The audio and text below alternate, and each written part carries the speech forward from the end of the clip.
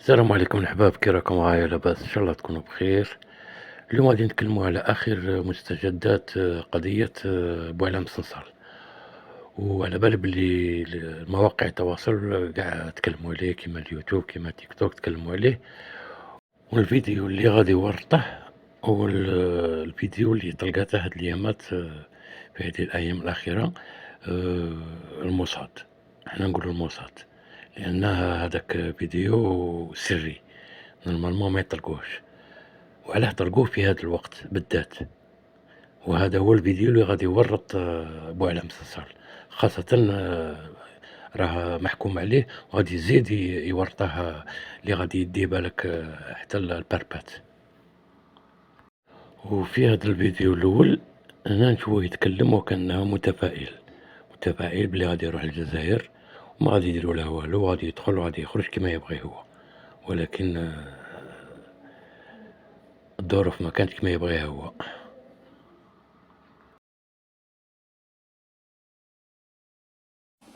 Est-ce que vous êtes retourné en Algérie depuis ce voyage en Israël?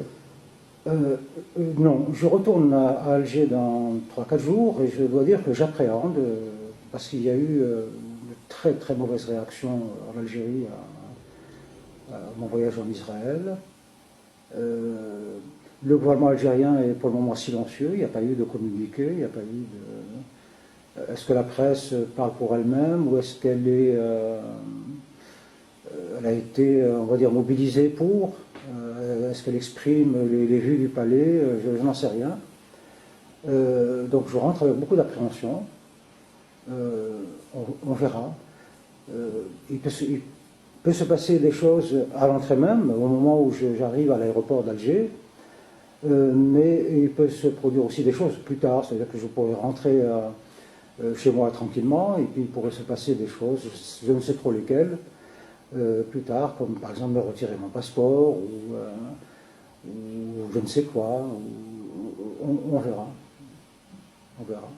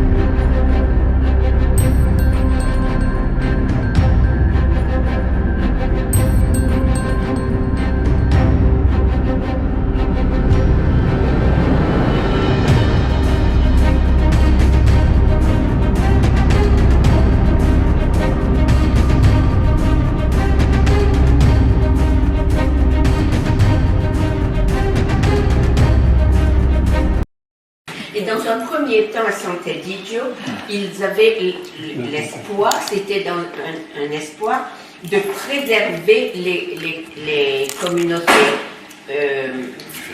chrétiennes en terre d'islam. C'était ça leur... D'ailleurs, il y avait la voix qui écrivait. Et après, eh bien, ils n'ont pas voulu reconnaître ou se rendre à l'évidence que les communautés chrétiennes du Moyen-Orient étaient en conflit, étaient... Il y a quelques années déjà, l'imam d'Europe, le cheikh Palazi, un fondateur d'Israël, racontait qu'on ne trouvait plus, il y avait des vocations en Italie, et que dans les paroisses, beaucoup de prêtres étaient déjà africains ou maghrébins, enfin, arabes. Oui, il y a aussi un courant de conversion au christianisme dans le monde arabo-musulman très fort. Hein. Ah oui? Oh, énorme. Conversion au christianisme? Mais c'est les évangélistes. Hein. Ah, mais pas dans les pays arabes. Ah si. Dans les pays arabes?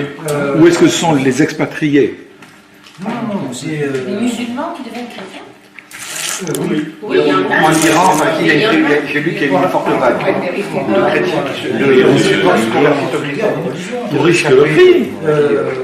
Ces 20 dernières années, bon, ça a commencé donc, un phénomène de conversion qui a commencé en Kabylie, puis dans la région de Pierrette, par-ci, par-là. Oded. Vous connaissez? Oui. Qui? Mais j'ai des amis. Oui. Je connais très bien. Et tu connais Yehuda? Les cabines sont pas complètement différentes. Tu le connaissais d'avant? Oui. Non, mais comment ça se On passe? était en classe. Comme d'avant, alors. Ah d'accord. On a fait la classe du bac ensemble avec Yehuda. Donc il y a eu, Oui, mais comment ça se passe? donc, il y a eu des conversions. Une apostasie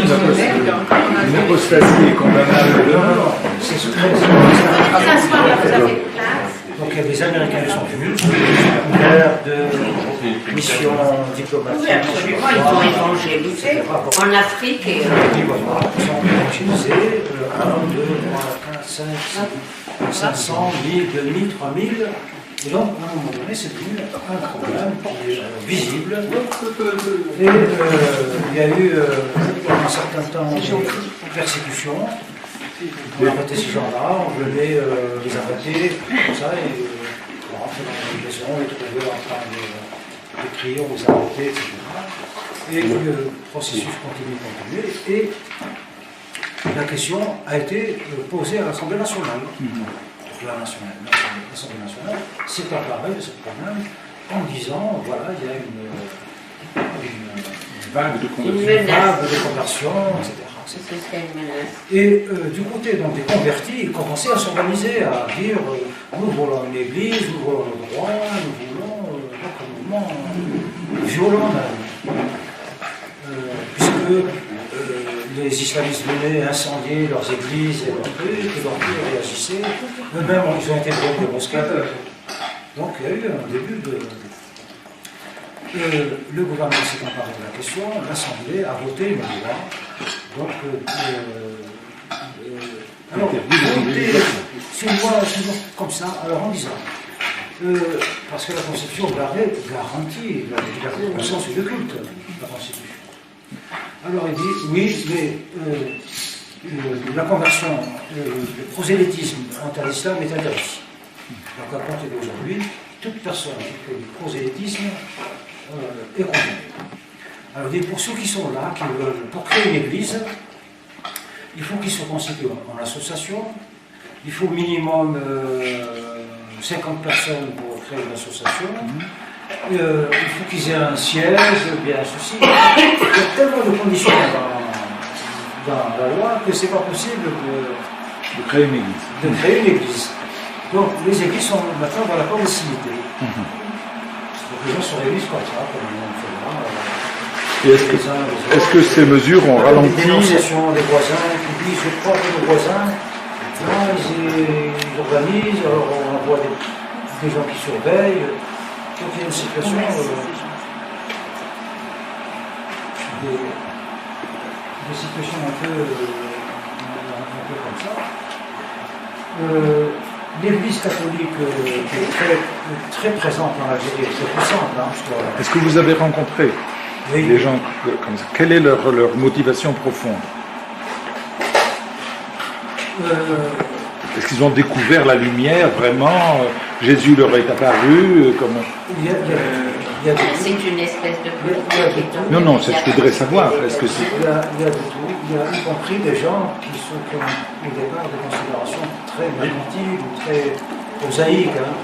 C'est-à-dire, moi je suis parti à l'étranger, si je suis chrétien et je dis que je suis persécuté, je peux avoir...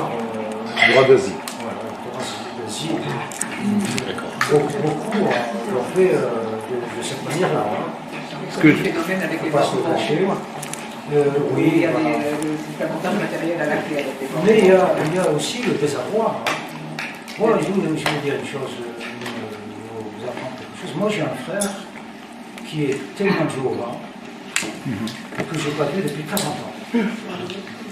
L'Algérie vient 40 ans. j'ai compris. Et pourquoi? Et il vit en Algérie? Parce qu'après l'indépendance, donc là, ce pas les évangélistes américains qui sont venus en Algérie, mais les témoins de Jéhovah sont venus, et en quelques mois, comme ça, au sortir d'une guerre, les gens sont traumatisés, ils sont désorientés, et puis surtout, alors, en Algérie, avec ce qui s'est passé, là, les trucs, enfin bref, le capouillage monstre, les gens étaient très désorientés. Donc ils sont venus, ils ont converti en quelques semaines, quelques mois, des milliers de gens. Nous, moi dans ma famille, on a été convertis en 48 heures.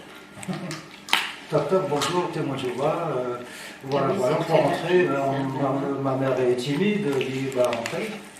Et puis voilà, réveillez-vous, voilà, le truc, la Bible, le papier, voilà. Le lendemain, on est parti à leur temple, là. Ils disaient, venez demain, écoutez, donc on était. Bon, chez moi ça a duré 48 heures, chez mon autre frère ça a duré une semaine, mais chez celui-là, jusqu'à maintenant. 40 ans.